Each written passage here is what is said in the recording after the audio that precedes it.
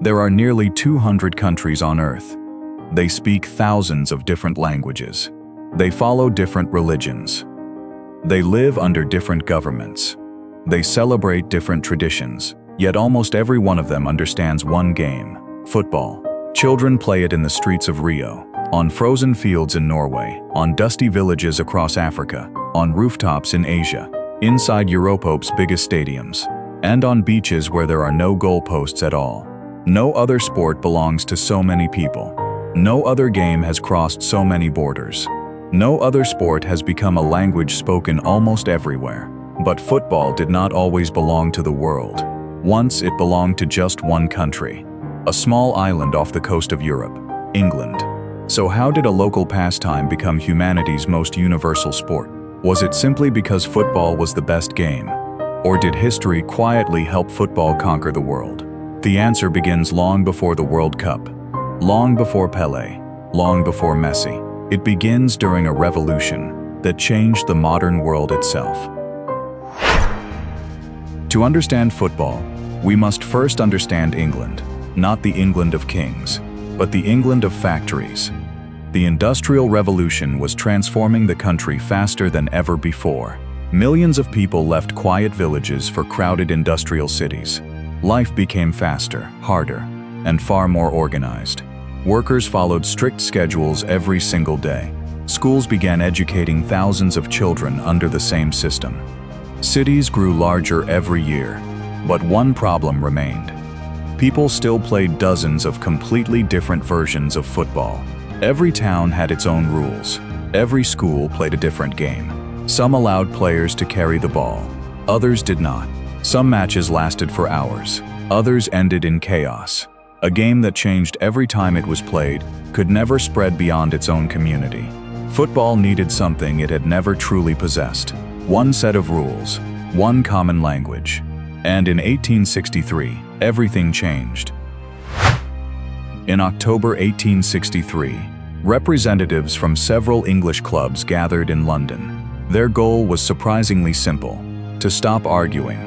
Every club believed it was playing football, yet none of them agreed on what football actually was. Should players carry the ball? Could they kick an opponent's legs? How large should the field be? Where did the match even begin? Without common rules, football could never become a national sport. It certainly could never become an international one. That meeting created something revolutionary: the Football Association. For the first time, football had an official rule book. The game became recognizable wherever it was played. A player from London could now play in Manchester. A student from Cambridge could understand the same match. The rules no longer belonged to one school. They belonged to the game itself.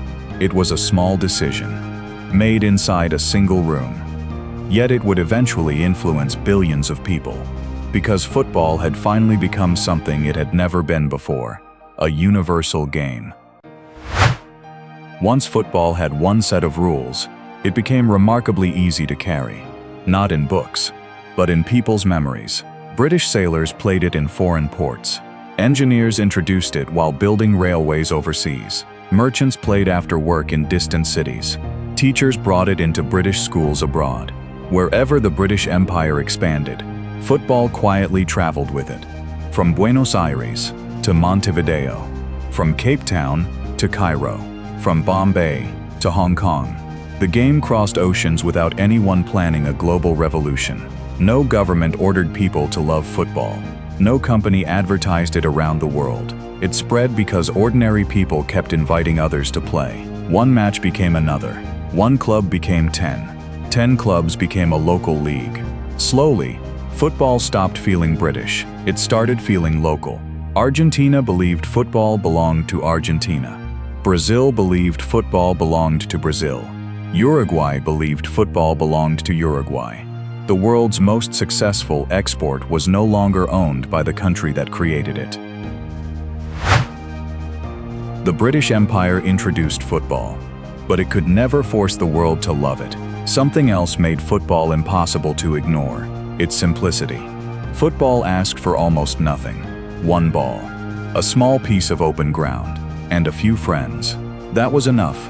No expensive equipment, no specialized facilities, no perfectly prepared field. Children could play barefoot. Goals could be 2 stones, or 2 school bags, or even 2 trees. The rules were easy to understand, but difficult to master. Anyone could join within minutes, yet players could spend an entire lifetime trying to perfect it. That balance made football extraordinary. Simple enough for everyone, complex enough to fascinate forever. Rich countries embraced it, poor countries embraced it, children embraced it, adults embraced it. Football belonged wherever people wanted to play. Very few sports could make the same promise. By the beginning of the 20th century, football was already spreading across continents. Clubs were appearing everywhere. National teams were beginning to emerge. But the sport faced a new problem. Every country played football. Yet there was no stage where the world could meet. Football had millions of players, but no global purpose.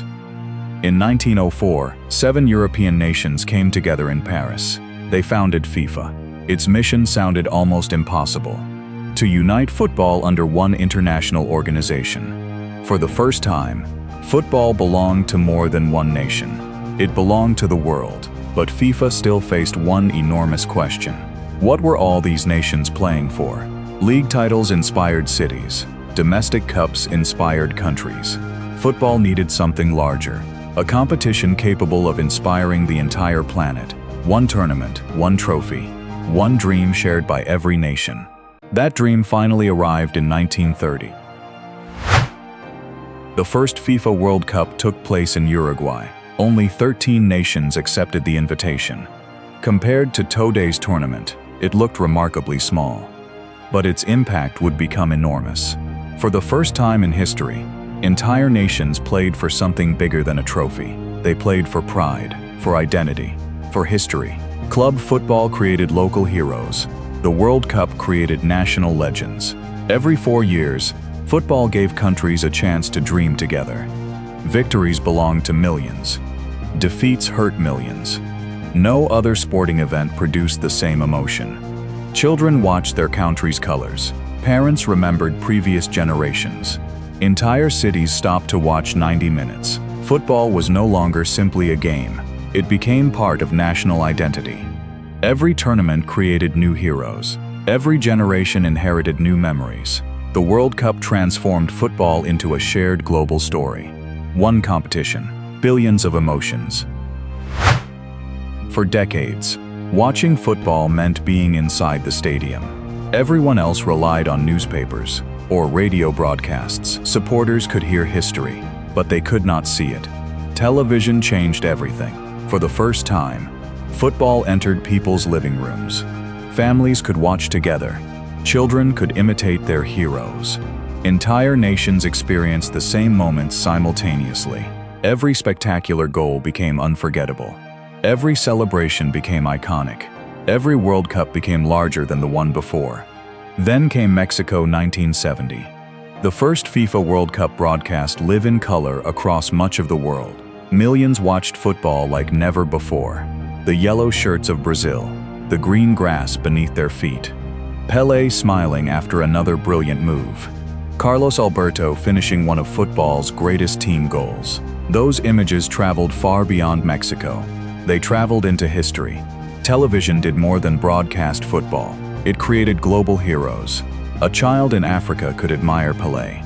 A teenager in Europe could dream of Brazil. A family in Asia could fall in love with football without ever visiting a stadium. For the first time, the entire world wasn't just hearing football. It was watching the same dream. The World Cup gave football a stage. Television gave football an audience. Now football needed faces, heroes everyone could recognize. Pelé became the first. His brilliance reached millions through television. Children copied his movements. His smile became football's smile. Years later, Diego Maradona inspired another generation.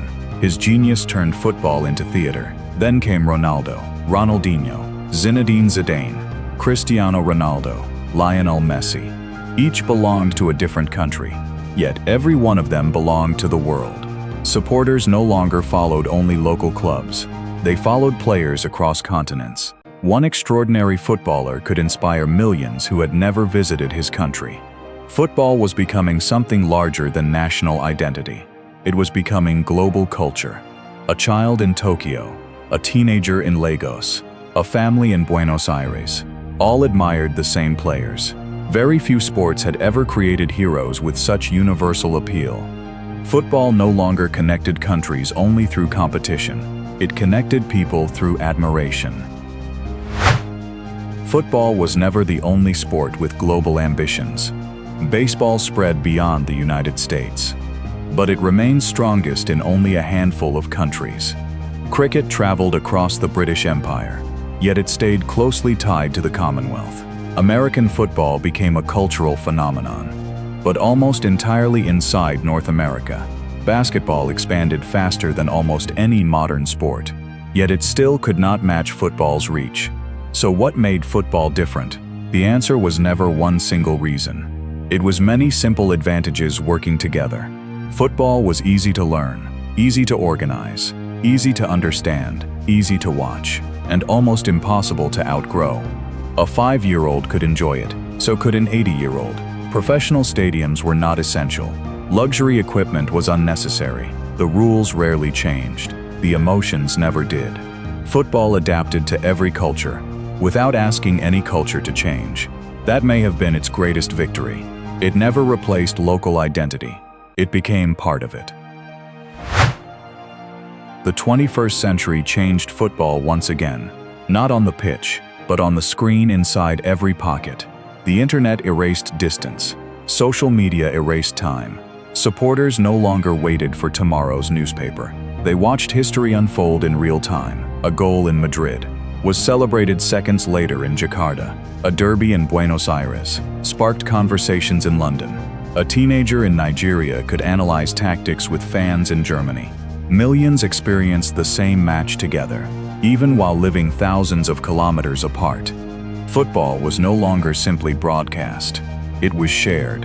Highlights traveled faster than newspapers ever could. Clips reached billions before the final whistle. Supporters became creators. Every fan could now tell football's story. Every celebration became a global moment. Every controversy became an international debate. The game never truly stopped. Somewhere in the world, football was always being played, always being discussed, always bringing people together. For the first time in history, football wasn't just the world's game. It became the world's conversation. Looking back, football's journey almost feels impossible. A local game from England, played on muddy fields, now belongs to billions of people. History certainly helped. The Industrial Revolution, the British Empire, FIFA, the World Cup, radio, television, the internet, each opened another door, but none of them guaranteed success. History created the opportunity. People made the choice. Generation after generation, children chose football. Communities chose football. Nations chose football. Not because they were told to, but because the game felt like it belonged to them. That may be football's greatest achievement. It never asked the world to become English. Instead, it allowed every nation to make football its own. Brazil found joy. Italy found discipline. Argentina found passion. Spain found artistry. Every country wrote its own chapter, yet everyone still played the same game. Perhaps that is why football succeeded where every other sport remained regional. It became more than a sport. It became a shared language. A child can understand it before learning to read. A stranger can celebrate with another stranger, without speaking the same words. Very few human creations have ever connected people so effortlessly. Football did not become the world's game because one nation conquered the world. It became the world's game because, little by little, the world chose football.